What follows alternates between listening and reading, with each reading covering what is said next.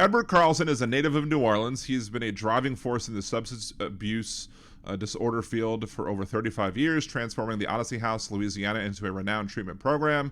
As state representative, Ed aims to apply his expertise and passion for public health, crime reduction, and equitable healthcare to serve and strengthen his community, ensuring a brighter future for all of Louisiana. And without further ado, here is Ed Carlson. Welcome, Ed. Thank you for coming on the show. Hello, how are you today? I'm doing great. I'm glad to have you on. So that's a little bit of an introduction for the audience. Tell the audience a little bit more about yourself. So, born and raised here in New Orleans. I've been, I love my city, I love my state, but it just seems like we're going in the wrong direction in a lot of different ways. And I've been working in the addiction treatment field for 37 years. I run the largest addiction treatment provider in the state of Louisiana called Odyssey House. We're a nonprofit organization. We focus specifically on working with the Medicaid and non-insured populations. Do a lot of work with homeless people. We treat about 25,000 people a year on average. And we're at the forefront of trying to deal with the opioid epidemic. That's awesome. And so go ahead. And I love my work. I just love my work and the work that I do. So I was appointed by the governor for the Drug Policy Board. I was the founder and also still on the executive committee for our statewide provider association. I'm president of our National Association, Treatment Communities of America. And I also am heavily involved with the United Nations in Vienna, Austria, with the non-governmental organizations on drugs, about trying to focus on helping countries to write policies around how to reduce the problems related to crime and drug addiction. Wow. I mean, seems like state representative might be too low for you. You should be running for Senate or something. With that resume. Well, you're very kind. Thank you. So, Odyssey House, it does help with more than drug and alcohol abuse, from what I've been looking at on the Twitter account. You also make sure that people are vaccinated, encourages regular PAP, HPV, sexual health screenings, encourages financial literacy. So it looks like that when you're dealing with handling and treating a drug and alcohol abuse, that you're taking a holistic approach to helping people overcome addiction and not just focusing just on the drugs and the alcohol.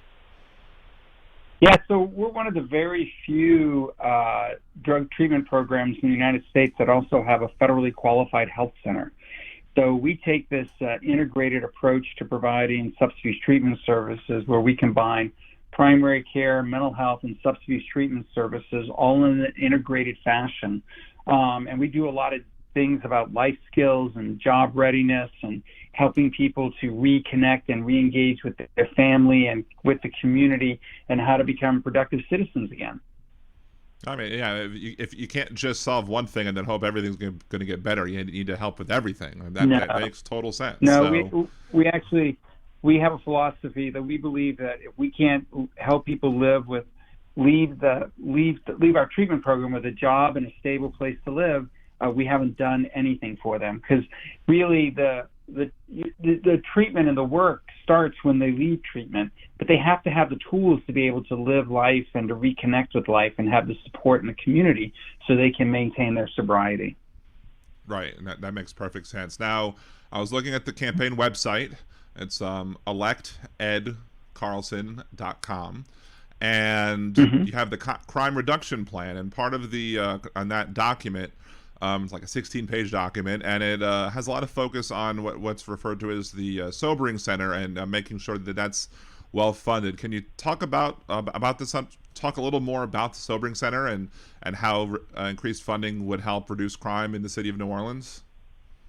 Well, so the sobering center, which has been a real godsend, I think that to the mayor and to the city council that they funded this idea, was about helping people who are public inebriants, whether you're drunk in the French Quarter and you happen to be visiting here for a conference and you've had too much to drink and you pass out because you've had your third hand grenade, which nobody should have 3 in a row. When I was in college, I once had 6. Oh, yeah. You know. Yeah, I know. Yeah. So And so people, they find themselves passed out in the French Quarter now, or within the Central Business District. And so one of the things the Sobering Center does is it allows people to be in a safe place for 4 to 8 hours until they sober up. And if you happen to be somebody who is a tourist and visiting us, we get you back to your hotel, make sure you're safe, that there's no problems or anything. But if you happen to be just a homeless public inebriant, we really work on trying to get you into treatment. And about 25% of those people actually go over into our medically supported detox. And then we'll go from there to our 28-day inpatient program. And then they go from there to oftentimes to our long-term program. That is pretty neat. And it's a good, just one multi-step program to get them the help that they need.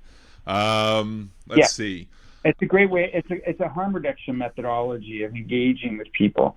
And so we see harm reduction as part of our continuum of care. We do a lot of harm reduction work out in the community. And by engaging with people who are still actively using, what you do is you just keep talking to them. And we have a philosophy at Odyssey House that we're going to love them till they love themselves, our clients. And so we basically keep talking to them about coming to treatment, and eventually they catch on and they go ahead and go to treatment. That's pretty amazing. Now, looking at your website, you have your profile about yourself, and you do have your crime reduction plan up there, and there's the information that you can find about Odyssey House, but you don't really focus on a lot of other issues. Can you talk a little bit about the other type of issues that you support, or that you feel that you might want to deal with if elected? Yes. So the thing is that drug addiction plays a huge connection to the problems related to crime. And I believe that by reorganizing our current system, we could reduce crime by 30% across the board, not only in Orleans Parish, but throughout the state. And then we could actually push crime down even more. Until we deal with our drug problem, it's going to be hard for us to really do anything else also here, particularly in the city of New Orleans. And although it seems like, as somebody had asked me, they said, well, it looks like you're a one-trick pony. I go, but my trick's pretty good. And really, if I can reduce crime by 30%, if we could also focus on reducing the problems associated with substance abuse, which comes across the board, it impacts our healthcare system, right? It impacts families, family unification. It impacts people in the education system. It impacts people who are trying to work and be part of the community at large, because you can't maintain a job if you're drunk or high all the time. You can't re-engage with the community, and you can't be a productive member of the community if you're like that. And right now we have such a huge epidemic happening throughout our city and throughout the state. Not only, in 2009 there were 10 deaths in the whole state of Louisiana from opioid overdose. Last year, there were 499 in Orleans Parish alone. The amount of problems that this is creating for us across the board is a huge impact. And really, we have to focus on pushing and maintaining and moving people into treatment and treatment services, or we're not going to be able to solve our problems. So, but you're running in a district that's one of the, if not the most progressive in the state, because of gerrymandering or what have you. And so there's a lot of issues that are bound to come up, like reproductive rights, body autonomy, LGBTQA issues, education issues, book censorship, stuff like that. So there's nothing on your website about that. So I'd love to hear a little bit about that as well. Sure. So let's say I'm pro-choice, and I'm very much supportive of a woman's right to choose. And issues related to reproductive issues, I think we're going to have a hard time in the state until we actually get the Democratic Party reorganized, so we can actually start running people in some of the races that we need to run them in. If you look at right now, the Republican Party already has a majority in the House and the Senate before the election even happens. Right. So we're not doing what we need to do if we want to overturn and deal with this problem in the state. We've got to at least be running somebody who's pro-choice in every single race that we have going on here in the state. So it's going to be 4 more years before we're going to be able to attack this issue. But I'm very supportive of. I have 2 daughters. both my daughters don't live in the state because they're not going to be told how they're going to choose to be able to what they want to do with their bodies. And so it hits home to me. It hit home to everybody in the state when Roe versus Wade was overturned by the federal Supreme Court, which I think was a travesty. Mm-hmm. We have to focus on figuring out what we can do here in the state. But we have a constitutional amendment on this that was in place before Roe versus Wade was even overturned. Right. I mean, to do a constitutional amendment, you're going to need 2/3 in the Senate, 2/3 in the House. You're going to need a governor to sign off on it, and then the whole state's got to sign off on it. The constitutional amendment to ban abortion was voted in by 65% of the people in Louisiana at that time.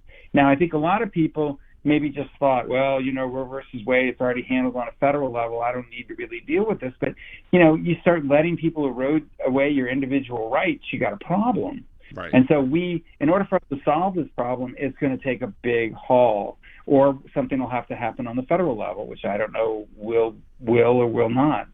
But I'm very big pro-choice.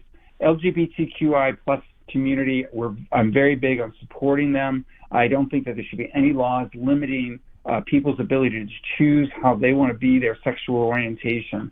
I'll tell you, at Odyssey House, whenever we've had anybody come in, we've always let people choose whatever your sexual orientation is. And whatever it is, that's fine with us. We're here to provide drug treatment services and to support you. And we support people, in the trans community in particular, with their medications and the things that they need to continue with their transitioning while they're in treatment and treatment services. That's great to hear, I don't believe in any book banning. I don't believe in any book banning. I don't believe that there should be anything that focuses on keeping people away from the freedom to learn whatever you want to read, And so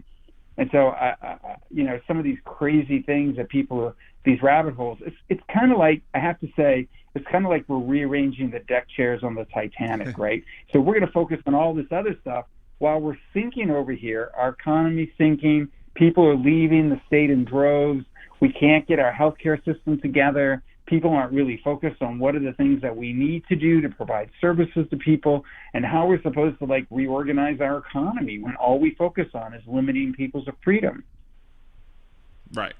So, and I agree with you, especially I agree with you on all that. I especially agree with you on the running everybody in every district, because if you run people in a district, even if you're not going to win that district, you're still going to get people out for the statewide race. You can still help people get out the vote for governor, attorney general, treasurer, stuff like that. Exactly. And you're putting the individuals running, good individuals running for those statewide races at a disadvantage if you're not putting everybody running everywhere as much as you can. But unfortunately, there seems to be a lot of attention on your race in particular, and not on you, which I was also, I was planning on, I was wanting to have everybody in the race. I've already had Representative Landry on. I asked Madison O'Malley to come on. She backed out last minute and has not answered anything to come back on. You and Representative Landry did seem to get along well on the WDSU hot seat debate. Everybody, you and Representative Landry are clearly on the left. You're registered Democrats. I was going to ask O'Malley this question. I got to ask you the question as well. Is there a specific reason why you felt it was important to challenge Representative Landry? Do you believe that you can do something different or better than Representative Landry can? Do you believe you bring something different to the table? Or is it that you believe that the voters always deserve a choice? I think it's, well, first of all, I've never run for public office. And so is there ever really a right time to run? I don't know. I think for me, I've worked on doing policy work for the past 37 years, so I have a good understanding how things work. I'm just frustrated because we're not dealing with the addiction issue. And so if I've done anything in this race where, a lot of people don't think that I have a chance, because between the two that are currently, my two opponents, and I like them both. I think that they're good people. I'm not going to say anything bad about either of them. Mm-hmm. But I feel like everybody's everyone is missing this issue, and it's a big key issue. And so I think that if we can actually start to deal with this issue, we can start to deal with some of our bigger problems that we have. But it's not going to solve all of our problems, but it's a big thing. So in my mind, I decided I was going to go ahead and run, and I'm going to focus on this. And if the voters respond to it, and if they decide that this is something the way that they want to go, then they'll respond. But I'm not going anywhere one way or the other. So whoever wins, I'm going to be a pain in their ass, like I'm a pain in the ass to everybody in the legislature now. I'm a pain in the ass to the governor. I'm a pain in the ass to the Office of Behavioral Health. I'm also, since I'm president of our national association, I'm a pain in the ass to a lot of people in Congress, our senators, the White House. I'm bugging everybody about this issue. And my job is to make sure that we get this issue out here.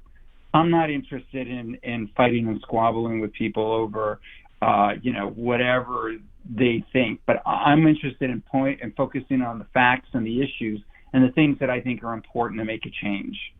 And that kind of segued right into my next question, which is, if you don't end up winning, but you do end up getting greater visibility for the Odyssey House and the issues of drug treatment, drug addiction, and better ways to holistically deal with issues of addiction, would you see that as an overall win for Louisiana and for the people who are suffering with it? Absolutely. Look, if I raise this issue up and people start to talk about it, I can guarantee you every elected official around the greater New Orleans area has read my paper, including my opponent. Right. And so people know, like, okay, well, it's like this guy's really serious about what he's talking about. I mean, I'm willing to put my money where my mouth is. And, I didn't raise a lot of money, and I'm running a grassroots campaign, and, I don't have a million people endorsing me, but I've got a lot of people that are like, hey, this is actually pretty interesting, and you're saying the right things that we need to be talking about. Right. And I think we need to do more in the state around practical applications of how to focus on changing our problems. I'm tired, and I know everyone else is tired of us being at the bottom of all the wrong lists and at the top of all the wrong lists. We have to be able to make some changes. And in order to make those changes, what we got to do is we got to start taking a hard look and face the brutal facts of what are the things that we have to change and fix. And I can tell you, in relation to addiction, we are nowhere near what we need to do. So, for example, when I got here in New Orleans in 2000, well, I'm born and raised here, but I moved home in 2005, took over as the CEO of Odyssey House. And when I took over at Odyssey House, I'd been working in the addiction field. I went out to California to do my master's degree and wound up working in the Bay Area. And I learned a lot about addiction treatment services overall. And literally everybody and everywhere in Louisiana was 25, 30 years behind the times. And when I took over Odyssey House, with a small $1 million a year program, now we're going to break $40 million this year. We've been focusing on raising the money and getting the services out to the people that need it. But what we did was we created a continuum of care across the board.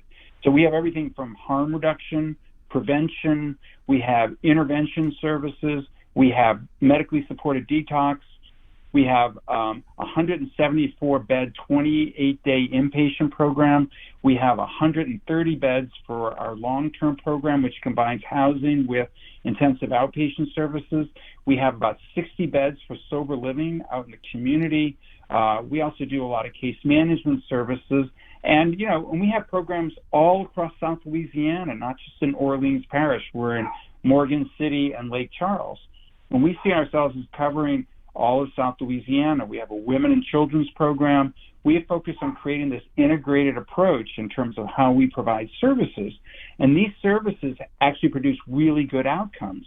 Look, the national average for outcomes is that around 42% of the people are clean and sober 1 year after they leave treatment. If they go to Odyssey House, we're at like 57% are clean and sober a year later. So we beat the national average. I've had two different U.S. Surgeon Generals come down and highlight Odyssey House as being a model program of how drug treatment services should be provided. So at least, we're trying to do something to put things out there to let people understand. But Odyssey House can't do it alone. Right. We need a massive change, and it's run on the state level. If it was run on the local level, I might be running for city council or something.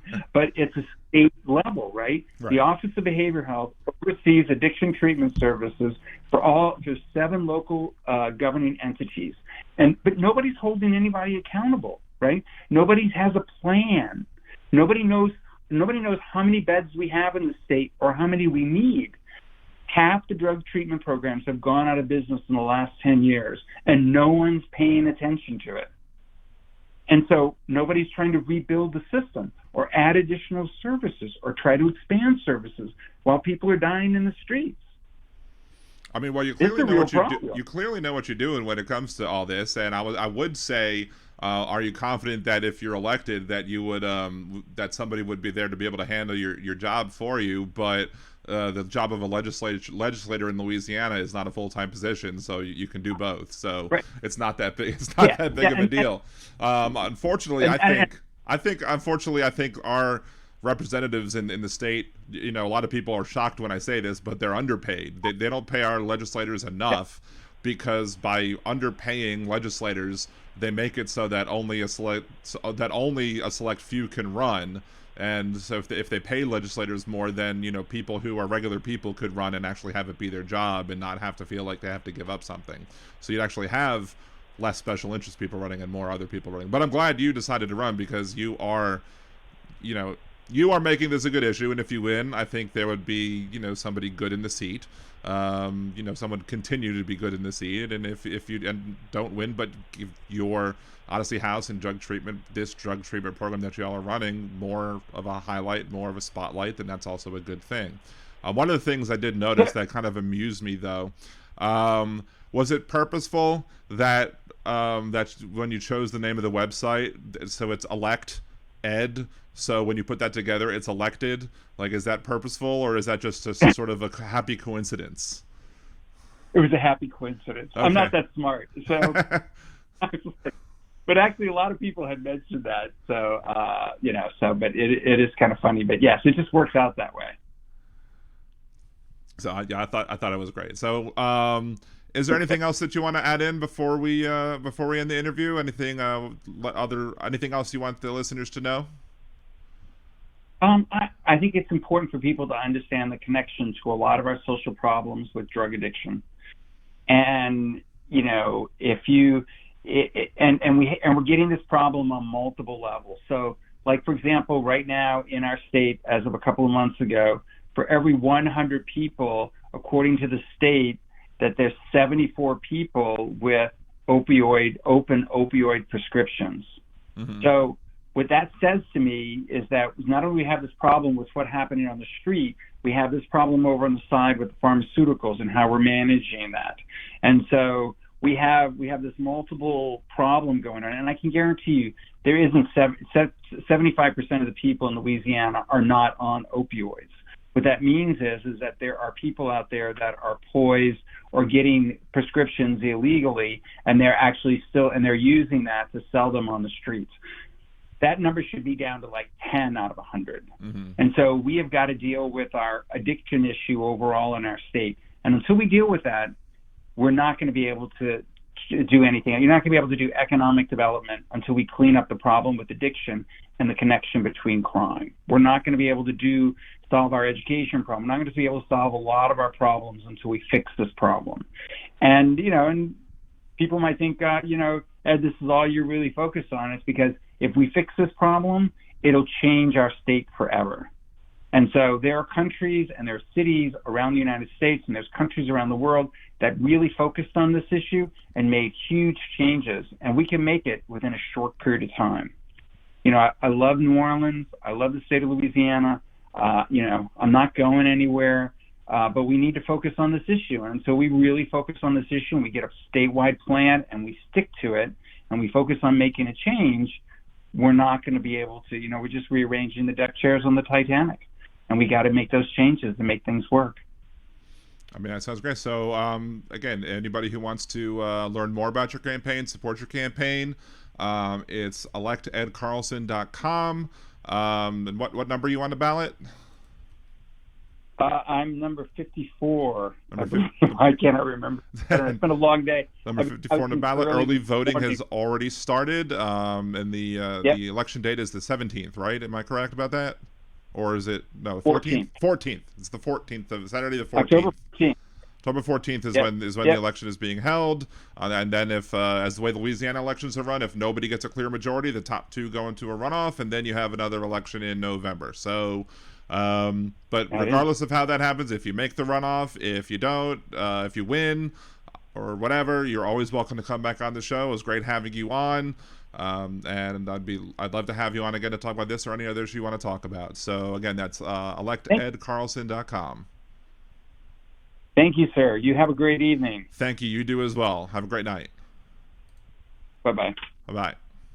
Again, it's electedcarlson.com, electedcarlson.com. Elect Ed Carlson on all the social media platforms as well. I have linked to his website on the liberal link on the post on liberaldana.com, as well as the YouTube thread as well, and I've also linked to it on my Twitter page as well, to his Twitter account as well. So again, it's great to have him on the show. Look forward to having him on again, and we'll be discussing this campaign more as the election draws nearer.